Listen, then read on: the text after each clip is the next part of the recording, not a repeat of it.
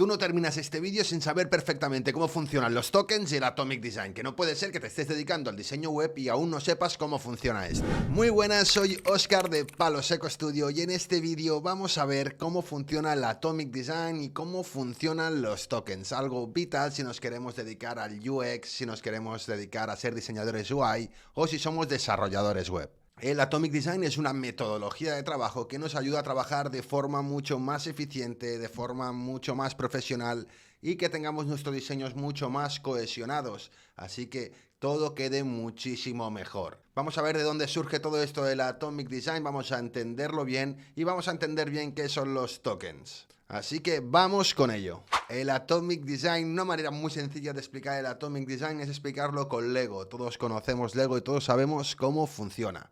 Son piezas individuales, cada una tiene una función y el conjunto de estas piezas pueden formar otras piezas. Pues eso es un poco lo que es el Atomic Design. Compramos un montón de piezas de Lego y las posibilidades de construcción son infinitas. Cogemos las piezas de Lego y lo primero que vamos a tener que hacer con estas piezas es ordenarlas. Vamos a ordenar estas piezas como si de un design system se tratara.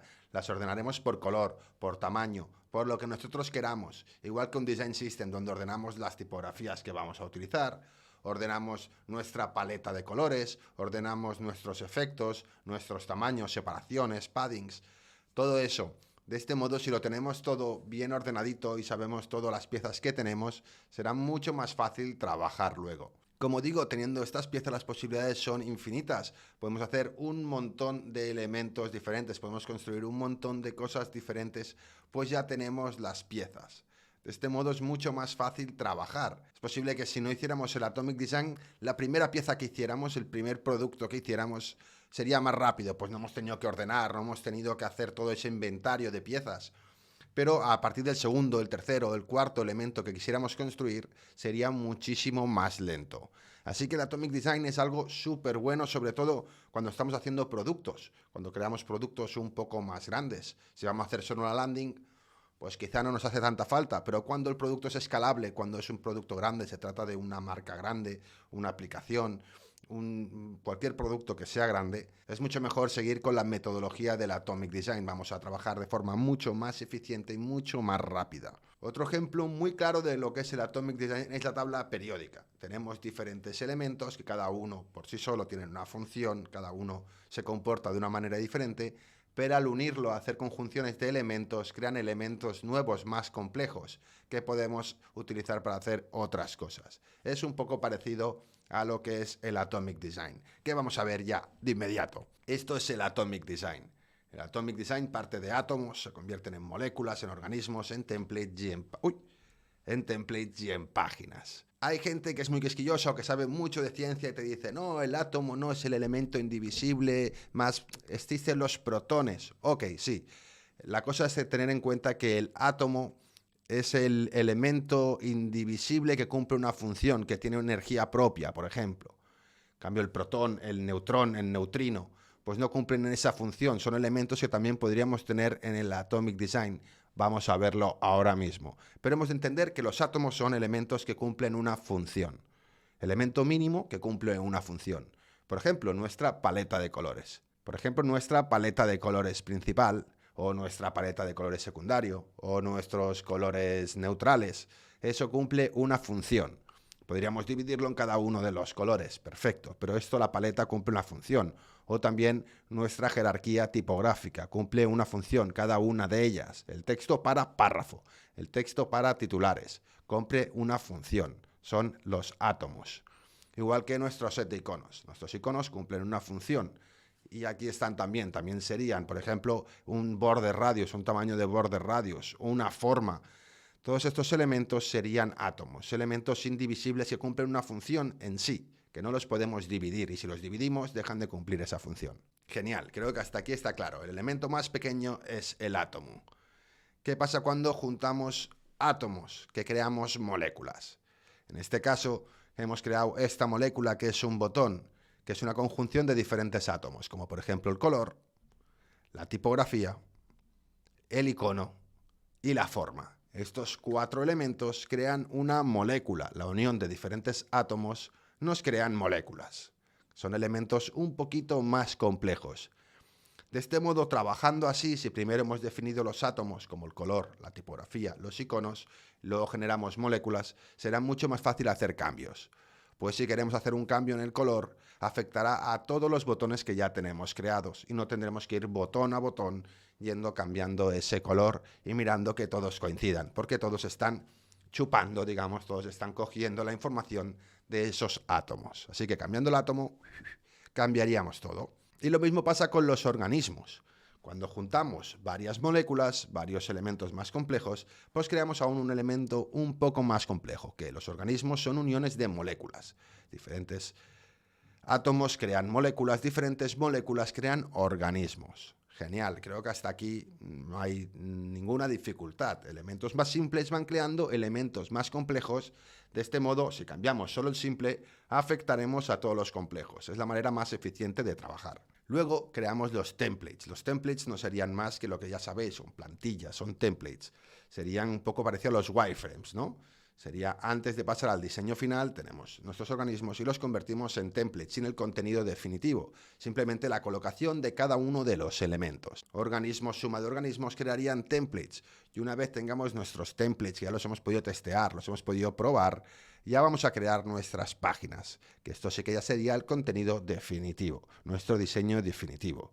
Los templates crean páginas. Simplemente entender que un template sería eso, un wireframe en alta fidelidad y luego ya creamos una página. No tiene mucho más, de contenido más simple vamos creando contenido más complejo, así tenemos mucho más control en cada una de las fases y no hemos de hacer cambios definitivos al final del todo, los hemos podido hacer al principio y afectarán a cada una de las escaleras que están por encima. Esta sería la manera correcta de trabajar cuando estamos trabajando en UX, en diseño UI de cualquier aplicación, de cualquier producto. Si trabajamos así, vamos a ser mucho más consistentes, como digo, vamos a tener nuestros colores definidos, nuestras tipografías definidas y no vamos a poder cagarla luego diciendo, oye, este azul tiene otra tonalidad que este. No, porque ya lo hemos definido antes. Entonces es importante el Atomic Design y por eso es tan importante en el mundo del diseño. Muy bien, hemos entendido cómo funciona el Atomic Design. Vamos a ver cómo funcionan los tokens, que ya veréis que tienen mucho que ver porque los tokens utilizan esa metodología, la metodología del Atomic Design. Muy bien, vamos a hacer el ejemplo de los tokens, por ejemplo, con el color. ¿Qué es un token? Un token es una información, un elemento que nos puede servir para varias variables, para varios casos. Vamos a entenderlo con la explicación. Vamos a ver de primeras, si cogemos un diseño cualquiera que tengamos y vamos a coger los colores que tenemos en ese diseño. Vemos que tenemos, por ejemplo, lo ponemos en hexadecimal. Tenemos ese azul, tenemos ese gris y tenemos diferentes tonalidades de grises y de azules, por ejemplo, en este diseño.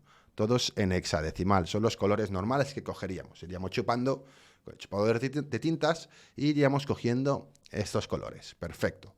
Hasta aquí no hay ninguna dificultad. Cuando diseñamos algo, pues implementamos los colores. Cuando trabajamos en diseño, estos colores nos gusta definirlos antes. Hemos de definirlos antes y agruparlos igual que hemos agrupado las piezas de Lego. Así que tenemos nuestros colores y los agruparemos. Los agruparemos dependiendo de su estilo. Por ejemplo, el color primario, el color secundario, el color neutral. De este modo vamos a poder setear cada uno de nuestros colores y organizar nuestros colores. Normalmente de más claro a más oscuro. Pero fijaros también que ya cuando estamos guardando nuestros colores, ya no usamos el hexadecimal o el RGB. Lo podemos usar por aquí abajo, lo veis por aquí abajo, que está como guía, lo tenemos como guía. Pero ya le hemos puesto un nombre a nuestros colores. ¿El nombre que le pongamos? Up to you. Podéis elegir el nombre que queráis. Normalmente se utiliza la escala numérica para entender. Hay gente también que lo utiliza como activo, default, over. Podéis utilizar el nombre de colores como queráis, o por ejemplo light, lighten, más claro, más oscuro, como queráis. Yo creo que la escala numérica está genial y la utilizamos de este modo, de más claro a más oscuro. Cogemos nuestros colores en hexadecimal, en RGB, como los tengamos, y los convertimos a nombres propios. Y los organizamos en tipos de color. Perfecto. Esto ha sido lo mismo que hemos hecho con las figuritas de Lego. Si vemos los colores de este diseño que están cogidos en hexadecimal, pues evidentemente tendríamos que cogerlos, ponerlos en nuestras tablas de colores y definirlos en nuestro diseño. Por ejemplo, en este caso, lo ponemos con sus nombres, gris 500, gris 800, azul 500. Lo ponemos con los nombres propios con los que hemos creado. Genial, de este modo tenemos una nomenclatura para cada color y sabemos de qué color estamos hablando en cada caso. Pero ¿qué pasa muchas veces en estos casos? Que un color se utiliza para varios elementos. Por ejemplo, el gris 500. Lo utilizamos para diferentes elementos. Lo podemos utilizar para el trazo de un botón, para un texto, para un link, para unos iconos. Es un color que vamos a usar varias veces. Si recordáis al principio os he dicho que los tokens son elementos que tienen varias variables o que se pueden utilizar en diferentes casos. Pues aquí lo vemos. Es un mismo color que utilizamos para diferentes casos. ¿Cómo podemos solucionar esto? ¿Cómo podemos concretar un poquito más esto? Con los colores específicos. Aquí tenemos los colores globales, que son los que hemos seteado, el gris 500, gris 800, gris 700, serían los colores globales. Pero cuando nos encontramos en casos como este, que siempre nos va a pasar que los colores se utilizan para diferentes elementos, necesitamos crear colores específicos. ¿Para qué? Para tener más control en cada uno de los elementos. Por eso esos nombres los convertimos en colores específicos. Todos cogen información del gris 500, pero los conviertes con nombres específicos. Por ejemplo, el color del texto, el color para el trazo, el color para los iconos, el color para el botón cuando está activo.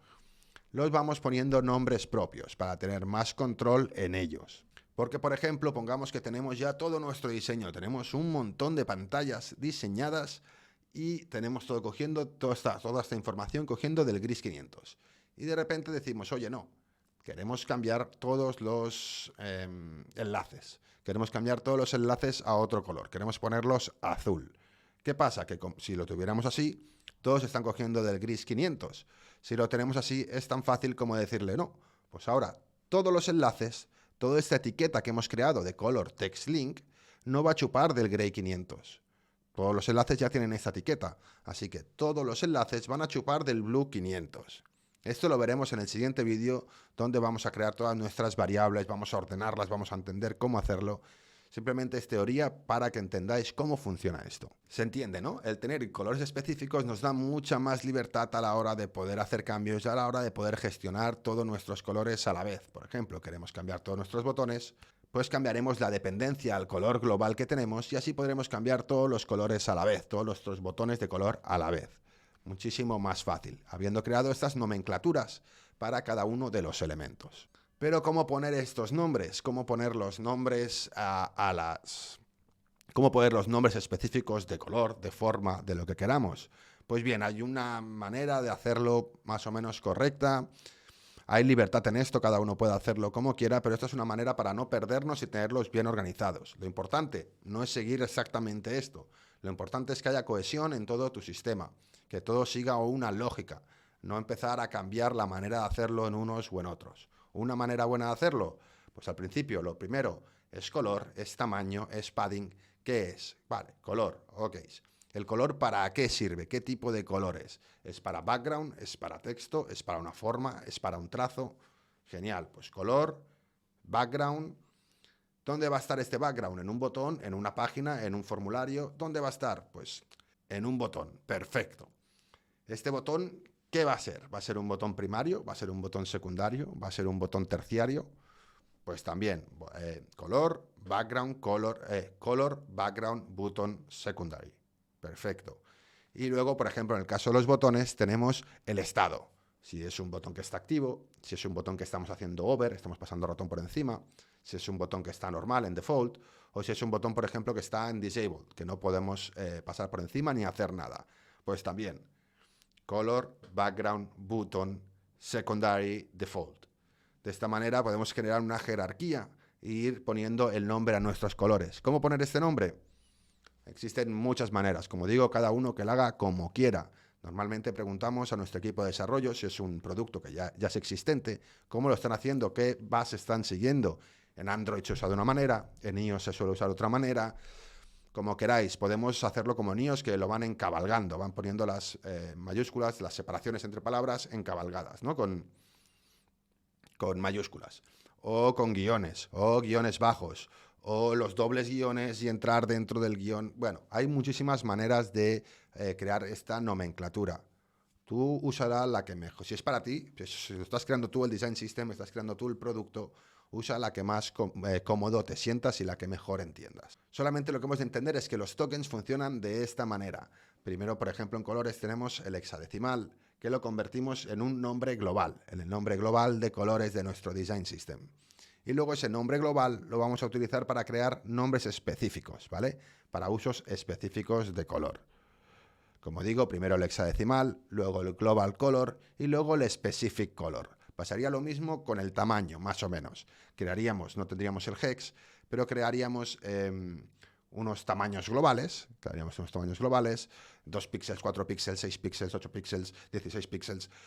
Crearíamos unos tamaños globales, normalmente la regla del 4 o del 8, ¿no? Crearíamos todos los tamaños y luego ya crearíamos tamaños específicos. El border radius que tienen los botones, pues cogeríamos uno de esos globales.